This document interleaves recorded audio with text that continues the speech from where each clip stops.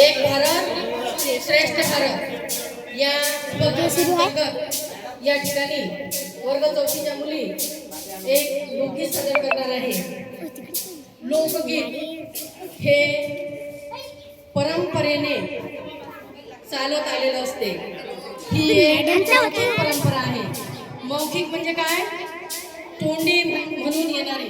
म्हणजे हे जे लोकगीत असते ते कुठेही लिहिलेलं नसते, परंतु ते परंपरेने आणि लोकांच्या बोलण्यातून ते आलेलं असते. जसं की आपले भुलाबाईचे गाणे माहिती आहे. कसं भुलाबाईचे गाणे लिहून ठेवले आहे कोण्या पुस्तकात आणि नंतर तुम्ही म्हणता असं आहे काय? नाही. दरवर्षी तेच गाणे तुम्ही काय करता? दोन काढा म्हणते मॅम. ओवी, भारुडे, पोवाडे हे सुद्धा काय आहे? लोकगीत आहे. लोकगीत यामध्ये लोकगीतामध्ये काय असते?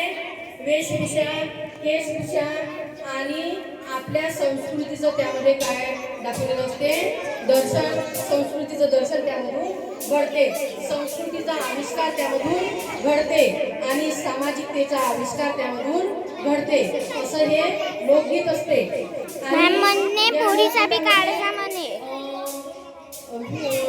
समाजाच्या भावना, त्यानंतर जे लोक श्रम करतात आणि ते श्रम करताना, श्रम म्हणजे कष्ट. माझे पहिले समजून घ्यायला पहिल्यांदा पाहणं आहे. श्रम म्हणजे कष्ट. जे कष्ट करतात आणि कष्ट केल्यानंतर ते कष्ट करताना त्याला ते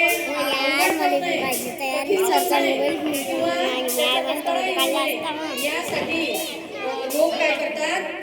आपलं ते गाणं म्हणता स्वतःचं मनोरंजन करतात आणि त्यामध्येच या गोष्टीचा काय होतो? समावेश होतो. आपल्या भारतीय संस्कृती या लोकगीतामधून दाखवली जाते. आणि हे लोकगीत आहे या लोकगीतांचे अनेक प्रकार आहेत. त्या अनेक प्रकारांमधला एक प्रकार आहे पूर्ण डान्स संपेपर्यंत व्हिडिओ काढायला तर सर्वांनी समोर लक्ष द्या आणि यांचा डान्स करता. याच्यामधून आपली भावना पण व्यक्त होते. नुसतं हे लोकगीतच नाही तर याच्यामधून समाजाला काय संदेश द्यायचा आहे तो याच्यामधून दिला जाते. म्हणून लक्ष द्या सर्वांनी. या ठिकाणी सादर करताय वर्ग चौथीच्या मुली लोकगीत.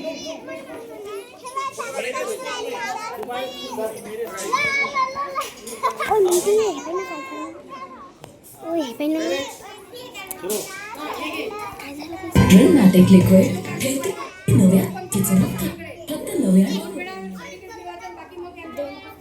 दोन वेळा सगळीकडे फिरन.